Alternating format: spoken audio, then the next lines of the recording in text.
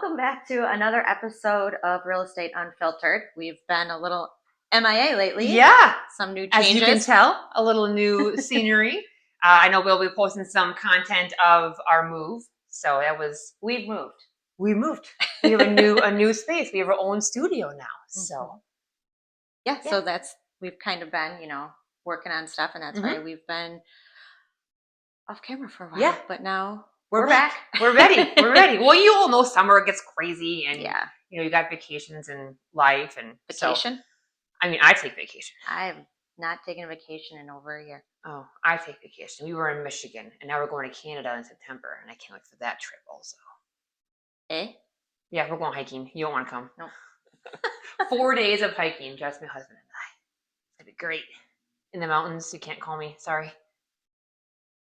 That sounds like a blast. I'll have beer spray and a knife. It'll be fine. I'll be safe. So today, what are we going to talk about? So we have realized, first of all, this market is just crazy. People are mean, first of all, and they feel very entitled, and it's very frustrating. I had a first happen this week, and I was talking to you about it, and you had something very similar to that. So I decided it'd be fun to talk about appraisals, which I feel like we talk about this a lot, and the situation changes, but it's always the same thing. Like, I, as a lender, have no control over the appraiser or the appraisal. I legally cannot talk to them. I feel like most people know that. No. But they don't. Yeah. No, because I would have never known, until I got into real estate, I would have never known, because you're the lender. So you're the one that talks to the appraisers. Right. You order them Yet I don't do any of that.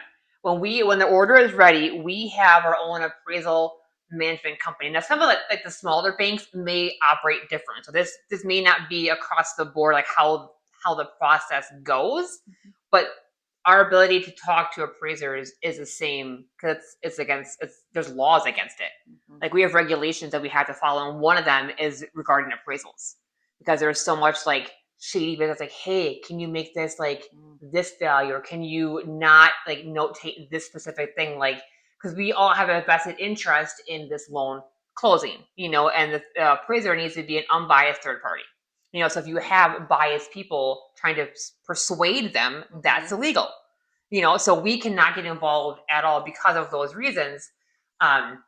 So when we order an appraisal, we have our own appraisal management company, and they take care of the entire thing. They put the order out, they find it, the appraiser schedules, like everything goes through them. When the report comes in, any communication, everything goes through the appraisal management company, and then they report it to me.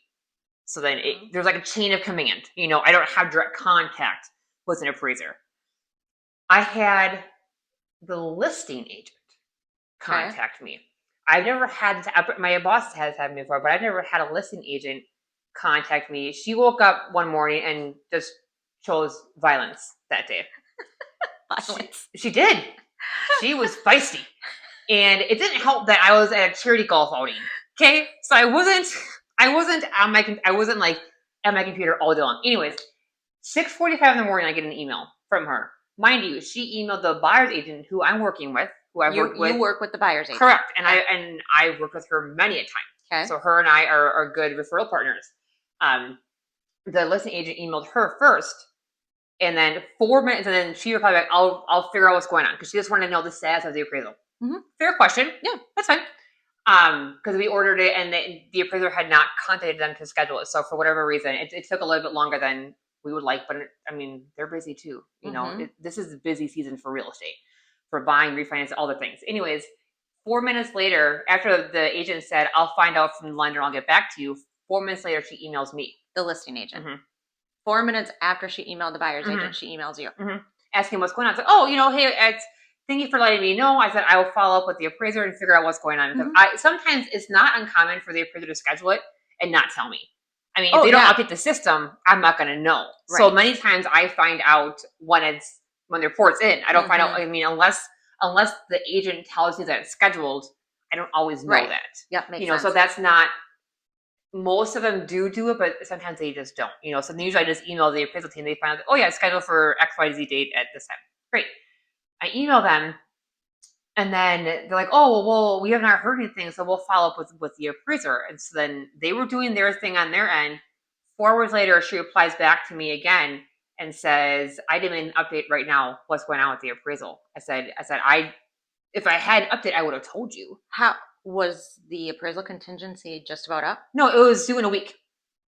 It was due in a We week, had a week and she needed before it. Yes, before it was even due.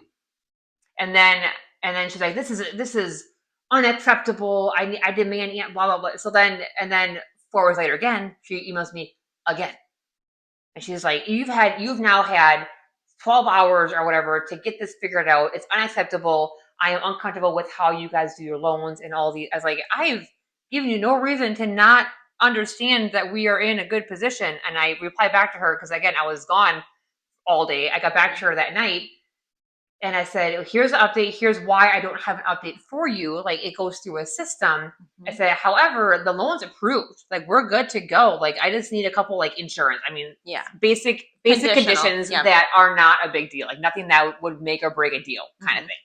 I said, I can give you a loan commitment if that would make you and the sellers a bit more comfortable. Like if you feel, that things aren't going the way they need to be.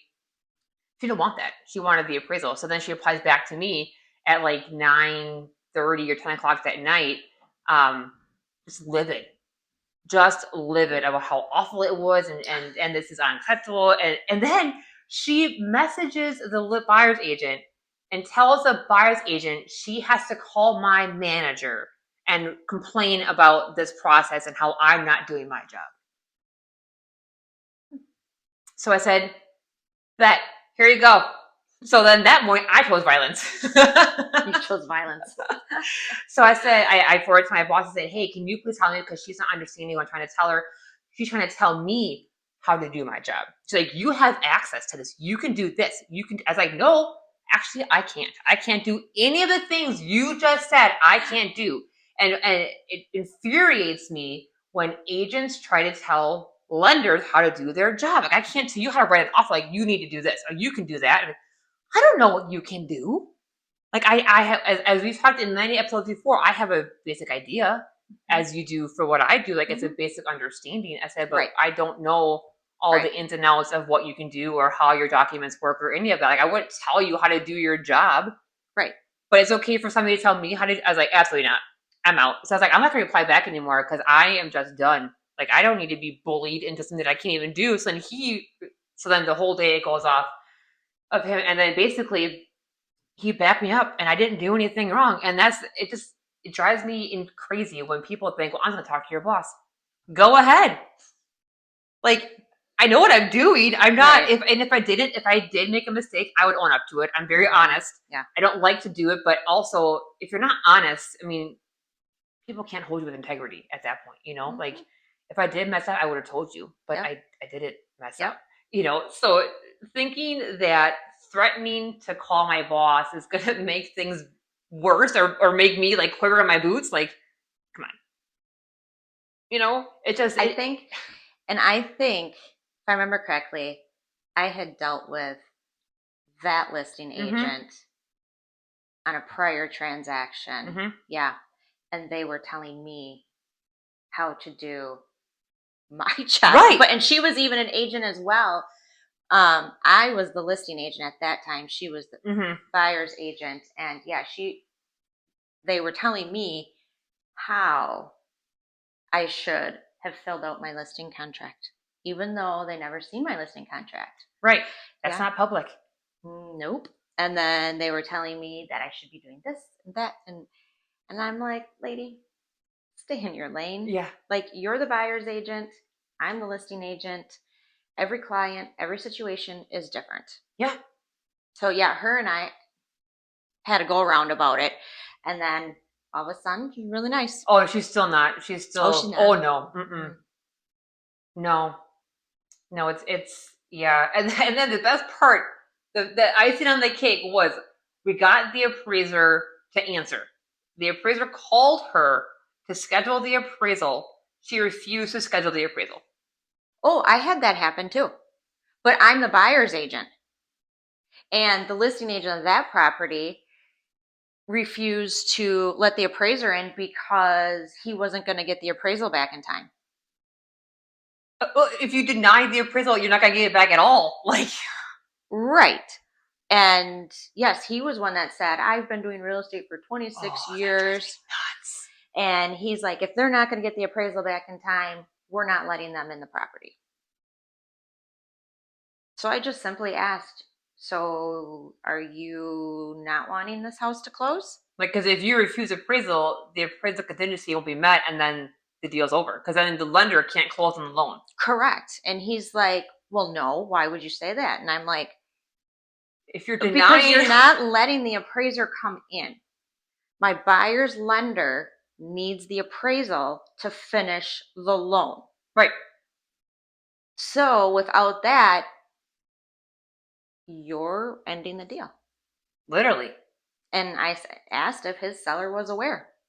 And he said, absolutely. And that's been very interesting. He per the agent, the seller says my buyer's playing games. And how they don't even meet each other. How would they know that? No. But and then so he ended up, after our conversation, ended up letting the appraiser come in.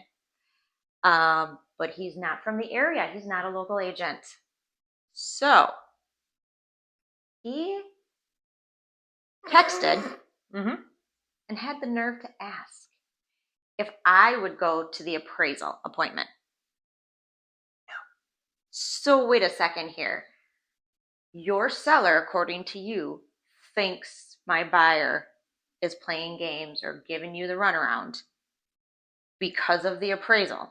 And then the appraiser had to switch times because, it was canceled, then it was on. And then I guess the appraiser double booked something.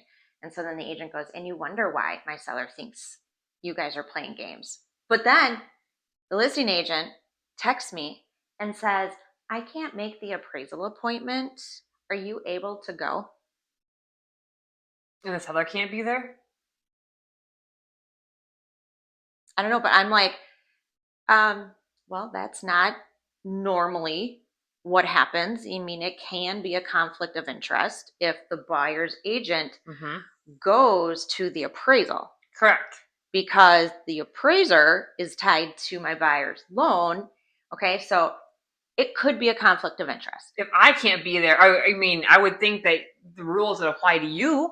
I mean, you can go. Buyer's agents can go. Oh, really? I believe so, yeah. I mean, I've never been asked except for now. Yeah. But then, so then I text him back and I'm like, I don't think that's a good idea, especially with the tensions already the way they are. Yeah, if they think you're playing games, the last thing they need is the buyer's agent involved. That's in what I said. I'm like, then it comes in undervalued. Like, oh, you did that on purpose. Exactly. So that's why I'm like, what if it comes in undervalue? Yeah.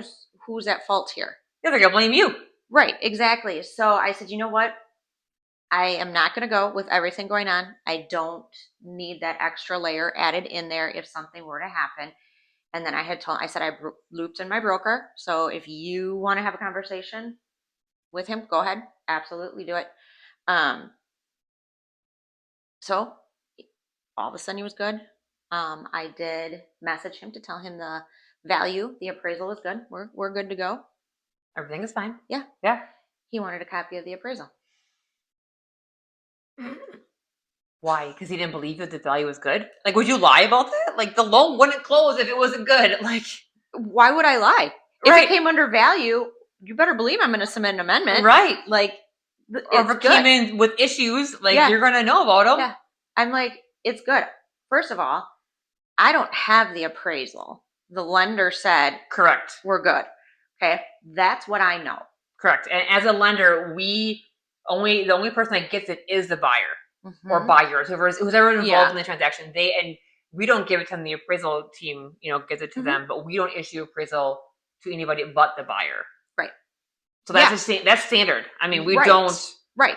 It's not public. We don't give it to everybody. Like, we don't give it to you unless it comes in undervalue or has like issues that need to be addressed. You need the report to be able to do your work. Right. Exactly. Yeah. Exactly. That's why. So when he wanted the appraisal report, I'm like, first of all, It's not mine to give. I don't have it. And I need permission from the buyer and the lender in order to send it over to you, actually to request a copy for myself and then to send it to you. But why do you need it Right. if it's good on value? Are you just nosy because you want to know what it appraised at? I mean, I don't know. and the thing is even if it came in over value, you can't change a contract. No. You know, you can't be like, oh, well, the property appraised for 10 grand more, so I want 10 grand more for my house. It doesn't work that way. No, it doesn't. But you know what? With the agents I have been running into lately, I mean, that might be what we're trying to do. Like maybe I was like, oh, I want to know what it is. So we can amend the contract, maybe. But I mean, even if the value comes in higher, that equity is in the house, but nobody actually gets to use it. Like it doesn't right. change the borrower's loan either. Right. You know, so when it comes to an appraisal, we use the appraised value or the purchase price, whichever one is lower. More often than not, they're the same. I mean, the appraisers don't usually come in above purchase price. So usually they are about the same. But if it came in like 50 grand more, for example, that'll help the buyer in the future because now they have built-in equity in the house, but it doesn't change their loan. Correct. Their purchase price is still a purchase price. It doesn't change. Correct. Yeah. No, so I don't know. I don't know. I mean, this market is like the wild, wild west right now. Everyone's just shooting up their hip and doing their own thing. They are, legitly. It's stressful. It is stressful. I have worked with so many out of the area agents, and I'm really sorry to say this, but they're not nice. Why are they so mean? I don't know. Is the small town people were just too nice? Are we not like stone cold enough to be? I don't understand because it's like they just seem to be so mean. Like usually, I found it's best to diffuse a situation if you just communicate. Oh, but for them, it makes it worse because you don't tell them what they want to hear. Like I can't just make magic happen. You know, so if I don't have an answer, I can't just make one appear. You know, but if you tell them that, it's not good enough because it's not what they wanted to hear, and then they tell you how you should do it. Correct. Yeah, I don't know, but you know, these out of the area agents, I mean, you always hear me talk about use local, use local, use local. You guys, I cannot stress that enough. There are good agents here. Lots of them. Dodge County. Yeah, you have tons of them. Like, I get that you may know somebody down in Brookfield. I know you may know somebody down in Wanakee, or you know, it's not Wanakee, whatever, you know, some of them buying in that area. I mean, that's different. Correct. Yeah. But why are we having a listing agent from Brookfield come here? Like, you guys, they're not playing nice. They are very rude. Yeah. And that is eventually going to hurt the sale of your property. Like, I find it as where you want to be nice to everybody, right? If I'm the buyer's agent or listing agent and who's ever on the other side, and the buyer and the seller and even the lender, we all have the same goal. Right. Why are we fighting each other? Right. And having a pissing match? Yeah, being nasty to people who have the same vested interest as you do in this closing, to me, it makes me not want to work as hard. Yeah, you know, like, I don't understand why we have to be, I say too, I was like, most of the time I say your feelings are valid. You know, I get where you're coming from. I get that you're upset, or I get this, or I get that, because I get it. But at the same time, I can't like make it go away. You know, like we have to be able to at least talk to people and just lose the bulliness and the in the business. And just all of it. It is becoming insane right now. It's so stressful. And I am currently working with 2 agents who are a breath of fresh air. You know, and I have sent emails to each one of them after what I've been dealing with lately, and I'm like, thank you so much for being nice and understanding, you know, because it's not right now, that's not the normal, to be nice and understanding. And I mean, Steven from Addison Jones, phenomenal. Yeah, great, wants to work together, figure out solutions. And that's how it should be. Correct. Even when things get ugly, if you communicate, it makes it a whole lot easier. Because, and as you said in many episodes before, the road can get bumpy. Things can happen. You know, like, it's not always like smooth. And I mean, there's going to be waves sometimes. I mean, sometimes it's great.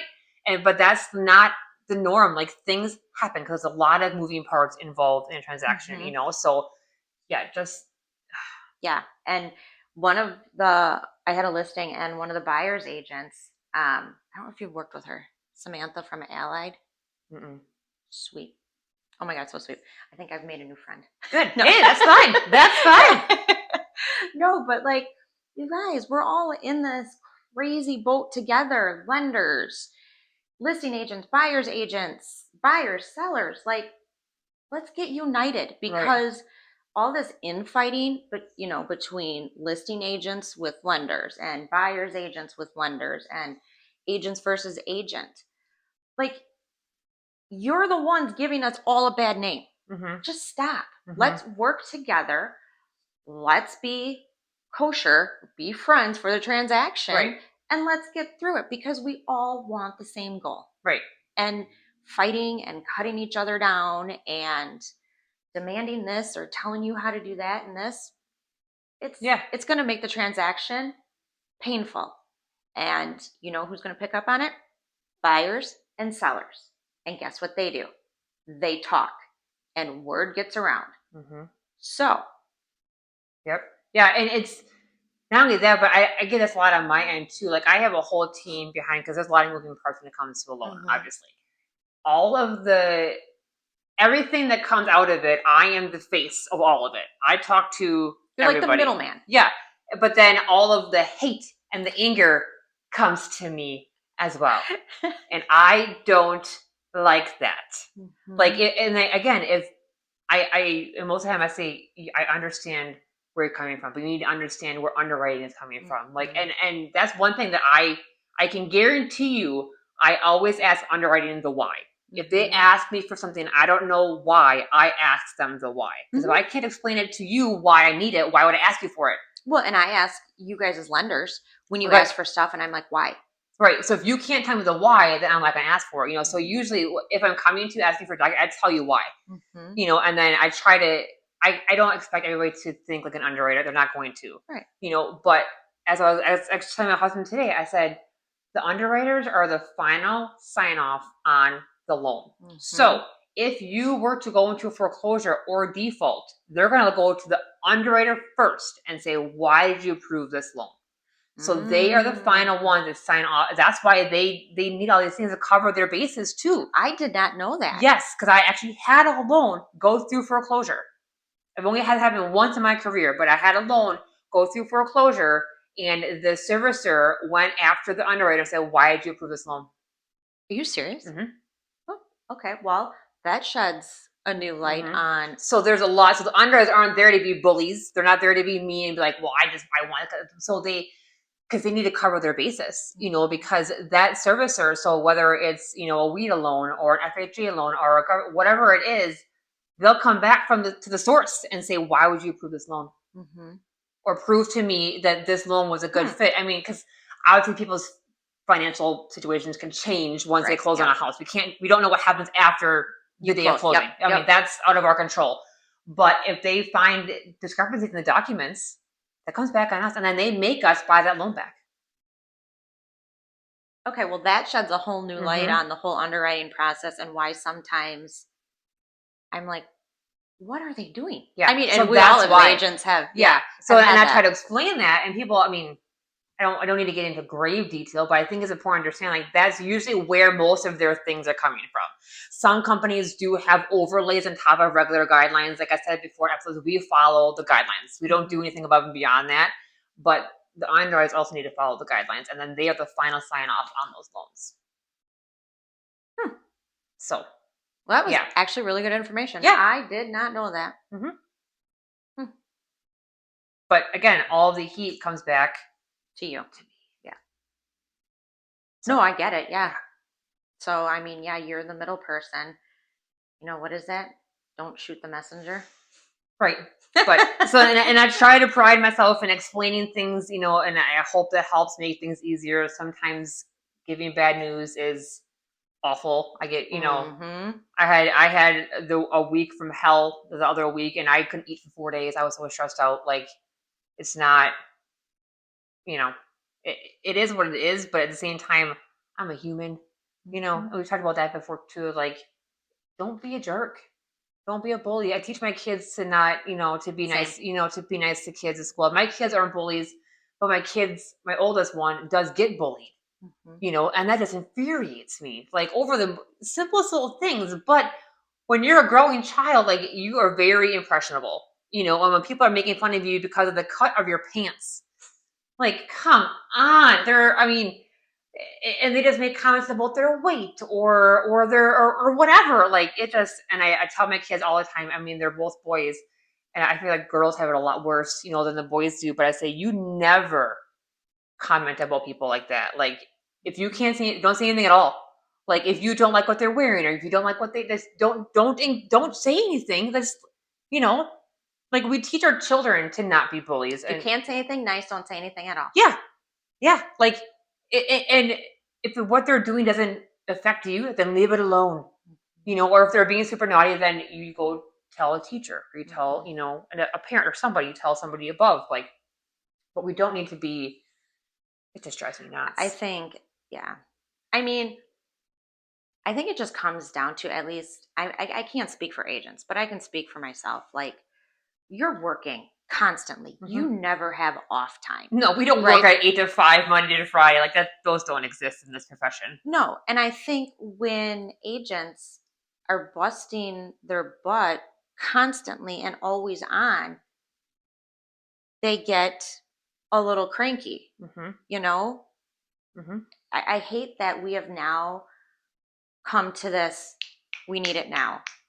That's for everything. I know. Instant gratification. That's what it is. And it's like, can we get some normalcy back in? Like, I don't care that I work longer than 8 to 5. That doesn't bother me, but I need a day for me to hang out with my kids when they visit, my grandson. You know, like, I just need a day to take care of my flowers because they're dying. Shocker. But, we all need those off days. And I do set a schedule. I am really trying to stick to no Sundays. There's no reason you can't have one day off a week. There's absolutely no reason. So, I say that I don't work after 7 during the week. That's because I don't want to be showing houses then, or, dealing with stuff. That is my time to then do the paperwork that has been accumulating each day. Then I'm like, oh, I'll get to that. I'll get to that. I'll get to that. So I try to have a cutoff time as to when I'm dealing with clients so I can focus on the paperwork.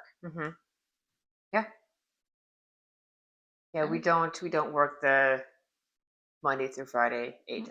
We work all the hours, which is fine. It's great to be able to create your own schedule, though, because then if you have to go to the doctor at 9, okay, great. I'll be back in an hour. Like, you don't need to ask somebody to go to the doctor, or if you want to go, up north for the weekend, you can go work wherever you are. So the flexibility is amazing, but the hours are just at times all of them. You're constantly.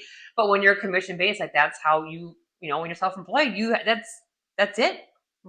Oh yeah, for sure. I mean, it does add a new level of stress, but I have found that having hours actually is helping with productivity. It helps you too. Right. And it helps with just everything all around. And my hours are not unreasonable. I'm available for clients from 9 to 7 p.m. Monday through Friday, 9 a.m. to 7 p.m. Monday through Friday. Doesn't mean that I'm usually at my desk a lot earlier. Yeah, you probably still answer a call too. It's not like, oh, sorry, 7:01. No, my phone is actually on Do Not Disturb. Yeah, but you can still see the message. If I'm by it, yes. If they're I'll respond. But usually in those off times, it's time for me to get caught up on paperwork. It's time for me to maybe actually sit down and eat a dinner. Yeah, eat dinner, take a shower, watch a show. Right. Maybe. But be a human. Yes, So that's our trauma dump. It's been very, very busy. Lots of things going on, but lots of new things. So the good news is all the things we're going through right now are going to make really great episodes for the podcast. they may all want wine after that. No. That's okay. That's fine. You know, maybe now that you have this cozy, we'll have a little wine. I don't know, but I like our space though. These chairs are comfy. Mm-hmm. It's a little more cozy than our glass conference table and computer chairs. So we're evolving. We are evolving. Yeah, for sure. Yeah. Yeah. So, I think that's it for now. Yeah. If you want to come up, visit, check out the new office. It's let very us cozy. know. Yeah. Let us know. Our new address is 112 South Spring Street. Well, 112.5. Yeah, we're upstairs. We have an upper unit now. Yeah, Spring Street, and we are suite number 4. Yeah, first one when you come up here. But yeah, we have our own little space now. So we were in a storefront, and now we're in an actual office building, as you guys will see in the videos that we have. But yeah, it's a little bit more. I feel like it helps me, at least with productivity, because it's more of an office setting. So it feels more work-ish. Yeah. I would say workable, work. I don't know. We'll show you guys our office. But thanks for tuning in. Sorry I've been MIA for a while, but now you know why. And we will see you guys next week. Bye. Bye.